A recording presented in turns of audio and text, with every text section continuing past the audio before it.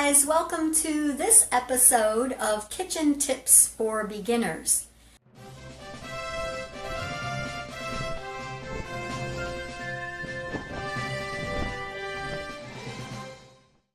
Have you ever looked around in those kitchen stores and wondered, which of these pots and pans do I need? Or maybe you've seen the ads around holiday time or a couple different times a year. Those department stores are offering a 24-piece set of cookware, and it sounds like a fabulous deal. So you wonder, should I go out and get that? Well, that's what we're going to talk about in this episode. What kind of pots and pans do you really need? Which ones are the ones that you should absolutely have in your kitchen, especially if you're a beginner, but even if you've been cooking for a while?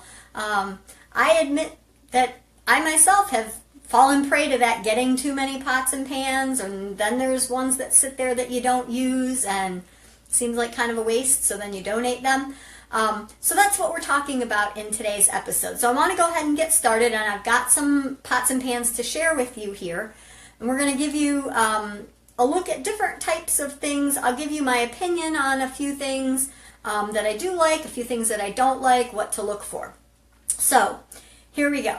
The first type of pots that you're going to need, or pans that you're going to need here, would be saucepans. So let me go ahead and grab my saucepan. So here are two saucepans, and so this one is the large one. So a saucepan is exactly that. You would cook sauce in it, but obviously you could do other things. So this one is big enough that I can boil potatoes in it. I can make some pasta in it for myself and my husband. Definitely cook soup in it for, a couple of people, warm something up. So it's just a basic saucepan, and what you want to look for is that it's got a lid that fits on there nicely. This one actually also has what they call pour spouts, and it has it on both sides, which is nice, so that you can pour and it'll kind of channel it that way. And the thing I like about the lid on this one is, I don't know if you can see it there, yeah, it's got little strainer holes on two sides. It's got a wide and a narrow hole. So if you line that up with the little pour spouts, let's say I'm boiling potatoes for making mashed potatoes or a potato salad, I can just use that and pour right out the water and strain it right through the lid. So that's pretty handy on this one. Not all pans are going to have that. But it happens to be a nice feature on that one. And this one is actually the medium size. I have a third one that's smaller than this, but I don't think the small one is a necessity. So I would definitely go with the large and the medium if you're picking what you're saying is necessary. So again, this one does not have the pour spouts or the fancy lid. But again, you could heat up canned vegetables, a can of soup, something like that, making a little bit of sauce if you're cooking, just warming up some red sauce if you're having pasta. So great for that. Boiling a couple eggs if you're making hard-boiled eggs or something like that. Just a basic little pan. Again, two saucepans, a large and a medium with lids. Totally recommend that. If we're talking about those kind of pans, and by the way, those were stainless steel pans, then we go to this guy. And so this one is called a stock pot. Again, you want to make sure it's got a lid. This one has two handles on the side because it's going to get heavy when you put stuff in it, so that's a good idea to be able to hold it from the side here instead of off of a long handle. And they're made that way, so you'll find that. This one is great if you are boiling corn on the cob, cooking a lot of potatoes for maybe potato salad, cooking a large batch of pasta, or larger pasta noodles like lasagna noodles, things like that. Out of the three, this one is definitely going to get used the least. You can cook things like soups and chilies and stuff like that in it. I'll be honest with you, I don't cook my soups or chilies in this pot. A lot of people do. They'll call it a stock pot for making stock like soup. And I'll show you what I use for mine instead. But it's definitely one I would recommend, but it would probably be, of the things I'm going to show you, towards the bottom, especially if you're just starting out, if you're a small family or an individual, or you don't cook a lot. This one is probably one of the last ones that I would invest in. Now, speaking of, and I'm telling you, ones that I would invest in, that's a tip I want to tell you. Don't always shop for the cheapest pan. Really, a lot of times in this area, you don't have to go to the highest end pan. You don't have to go with a fancy brand, but you want to make sure that it's got weight to it. It's heavy. You want to make sure that it's got, and I'll show you on this one. I think you can see it. It's got a ring around the bottom that's got that disc that's going to conduct the heat, and the same thing up the sides. The wall of this pan, I mean, this is very stable. It's not flimsy. It doesn't wiggle or anything like that. You want it to conduct the heat from the bottom and all the way up the side of the pan so that it's cooking all the way. So you want to make sure that you're getting something that feels like it's good quality. All right, so you have to kind of know what your budget is and what you're willing to spend, but the cheapest isn't always the best, and getting a lot of pots for a small amount, you don't need them all, and it would be best to invest your money into ones that you actually need. All right, so those were pots and pans, and again, those that I showed you were all stainless steel, so they can go on the stovetop. These two that are all stainless, these can actually go in the oven as well, up to a certain degree, and your manufacturer will tell you. This one cannot go in the oven just because of these little handles on the side. But if it had metal handles, if it was stainless steel handles, it probably would be able to.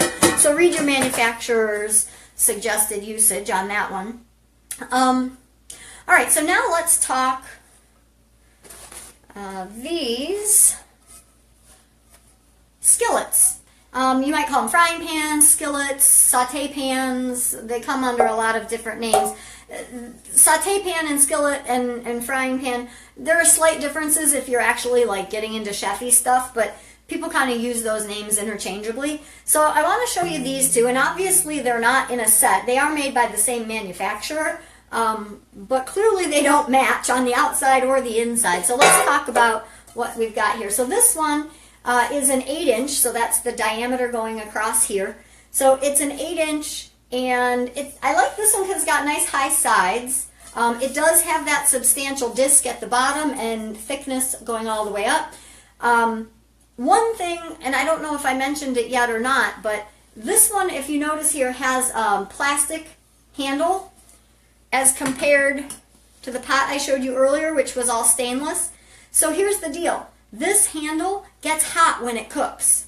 So you have to use a pot holder because it gets hot. So this one, because of the way the handle is, this handle does not get hot. So it's something to keep in mind. It's got this inside coating here, so it's got a non-stick coating. A lot of times people will say it's a Teflon pan. So here's the deal. Teflon is a brand. It's kind of like Kleenex and Xerox. Those are brands. So it's a non-stick coating. I don't know whose brand of non-stick it is, but it's a non-stick coating. So things won't stick. All right.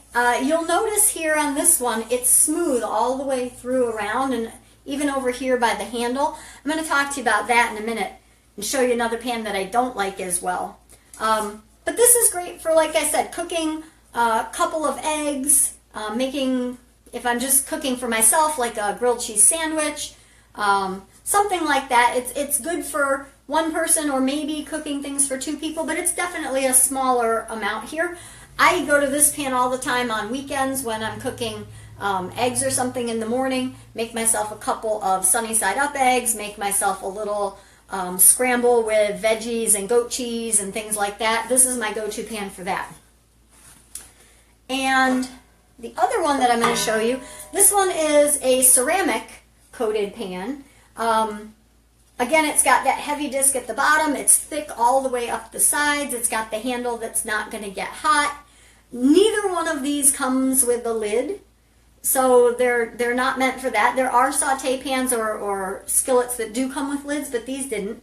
Again, this is just a different type of non-stick coating inside. This is the ceramic coating. And this one is bigger. This one is the pan I use most often if I'm going for this kind of pan. Saute up some vegetables, mushrooms, onions, whatever, to make into something else. If I'm cooking bacon and eggs for myself and my husband, I can fit about 7 eggs in there, or I can do eggs in a couple strips of bacon, 2 sandwiches, pancakes, French toast, that sort of stuff. This is great for all of that. All right, and I'm not sure if you're seeing it, but I'll show you here again. So I'm layering these with, I just have a paper towel so that when I layer them, they're not, the metal of the one pan isn't hitting the coating of the other. So I recommend that. I'm just using paper towel, but you could use pot holders if you had a lot of extra pot holders. You could use kitchen towels if you had extra kitchen towels. You could use old placemats that you don't like anymore, you know, something to layer in between them just so that they don't bump off the nonstick. Now, the next one that I'm going to show you is an expensive pan. And it's an investment piece. It's not going anywhere. If we take care of it properly, it's not going to ever need to be replaced. And that's this guy. So this is a cast iron skillet. It's super, super heavy. I can't hold this. There's no way I can hold this with one hand, which is great because they give you the helper handle here. Definitely want to look for that. This is super, super heavy. This thing is like a tank. Now, there's some special care that has to happen for a cast iron pan. So I'll talk more about that in the blog that is the companion to this video about how to care for a cast iron skillet. This thing is a tank, like I said. It can cook bacon and eggs. It could cook chicken. It could cook pork chops. It could cook whatever you want in here. I haven't done it, but I even know that there's some people who bake in a cast iron pan. It can go on the stovetop. It can go in the oven. It can go on a campfire. I mean, this is a tank. This thing is a go-to. All right. They do make them in different sizes. This one's a 12-inch. We went ahead and got the big one for our family, but they do make them in smaller sizes. So if you're an individual or you have a smaller family, you could definitely get a 10-inch or an 8-inch. And they even make them smaller than that. But definitely an investment piece. This isn't going anywhere, and super, super heavy duty. Now, with all of those pans that I just showed you, those skillets, they were all non-stick. You want to use a plastic spatula or scraper instead of a metal one. Okay, so you definitely want to use plastic. They also make some silicone ones now, but you don't want to scratch up that interior surface. If that stuff starts getting scratched up, you need a new pan because you don't want to have the things from the coating coming off in your food. That would be really bad. So avoid the metal on the ones that are the non-stick coating. Definitely go for either the plastic, the silicone, or wood. Wood would work as well. All right, so little tip for that. The next thing I want to go to is over here. This is a 9x13 glass baking dish. You might hear them called a Pyrex dish. Again, Pyrex is the brand. This one happens to be Pyrex, but there's different brands, but you definitely want a baking dish, and they come in different sizes. I'm going to say the 9x13 would be my first recommendation just because of the versatility of it. I mean, you could make a sheet tray or tray of brownies in here. You could cook a cake in here. You could make cornbread. You could put 5 or 6 stuffed peppers. You can make lasagna, different casseroles, all kinds of stuff. So it's very versatile, 9x13. If you were going to get a second one, like down the line, they sell an 8x8, which is really great as well. But I would say that the 9x13 is what I would get first just because of the versatility of what it can fit in it. It'd be kind of a pain to make lasagna in an 8x8. You wouldn't really have the room for it. So 9x13 is my first choice of a glass baking dish. And we also have a little rack that we bought separately. This little, if you can see it there, you can see it there. There you go. So this little rack fits nicely in here. So if I want to raise something up off the bottom, if you're putting a chicken or something like that that you want raised up off the bottom so it's not touching the bottom, this fits right in there and can be used that way as well. One more pan to show you, and this one is definitely a family favorite. This is the enamel coated cast iron Dutch oven. All right, it's super heavy. It's cast iron like that other pan. It's got an enamel coating inside, really heavy. You can hear from that, really heavy. This one is great. This one happens to be an oval. We also have a larger one than this that's round. This is great for a chicken. I mean, if we're roasting a chicken, which we frequently do, this fits right in the bottom of here. The chicken sits up on that. We put a few vegetables around it. The lid goes on and it goes right in the oven. This can be stovetop or oven, either way. Great for a chicken, great for a roast. I use the round one, but I could do the oval, but I use the round one for my soups and stews and chilies. I told you before I didn't use the stock pot for my soups. My soups and chilies I make in my round version of this, which is a little bit bigger. Definitely recommend having one of these. They come in different sizes. They come in oval or round. This is a workhorse. This can do just about everything.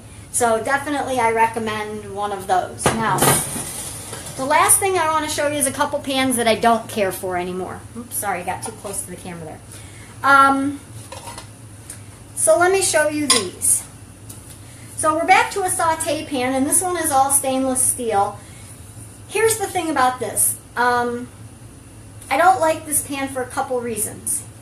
It is not very thick around the sides. I also don't like it because it's not nonstick. Now, if you've been cooking for a while, you can use a stainless steel pan and make it nonstick, and make it so that you don't have things stick. But I don't think this is a starter pan. Okay. I also particularly this particular pan don't care for it because it's not heavy. I mean, the weight of this, it's not super flimsy, but it's not my favorite. I would take one of the other pans over this one. And then the last one I want to show you, I gotta say, I was really excited when I got this pan. It's red, I like red. It's got a very nice handle to it. I like the rubber coating on the handle. I like the design of the handle. I was just really excited as this little non-stick skillet. Here's the problem, and here's the thing I don't like. See these rivets? That's what holds the handle to the pan. Here's the problem with that. Food gets caught up in there. Food gets stuck in that area, and number one, it's kind of hard to clean out. Number two, your food is sticking in there while you're trying to cook it. So I don't like it. I don't like that about it. I don't know. It was before I knew better, or my family, or whatever, but it's got some scratches in it. I don't know if you can see that. It's got scratches in the bottom. So this pan is actually going out. I kept it so I could demonstrate it with you guys, but it's got some scratches. So like I said, you definitely don't want to use a metal tool in here scraping stuff up or picking things up, because it's going to scratch it. So you definitely want to use either the plastic or wood, and that won't ruin the coating there. But there's just too much about this one I don't like. I love the color, but that's not good enough to make it a keeper, and it's definitely not good enough for me to recommend to you to get one like that. So anyhow, that's it. Oops, that's it, guys. Here's my recommendation, a recap. You need 2 saucepans, okay, a medium and a large. You need at least one skillet. Probably a 12-inch would be my first recommendation if you are a family of more than 2 people. If not, if it's just 1 or 2 people, then you could go with the 8-inch. All right. The Dutch oven, cast iron Dutch oven, the 9x13 baking dish, and if you want to add on to that, the stock pot and the cast iron skillet. Those are my recommendations, you guys. Hopefully you learned something from this. Go to a store where you can select the individual pots you want. You might pay a little bit more, but they're going to be better quality and you're going to get the things you want. Having 24 pieces where you only use 10 of them, that's not really a great value. So hopefully that made sense to you guys. Feel free to drop questions down below. I'll try to answer those later on. And have a great evening, guys. Bye-bye.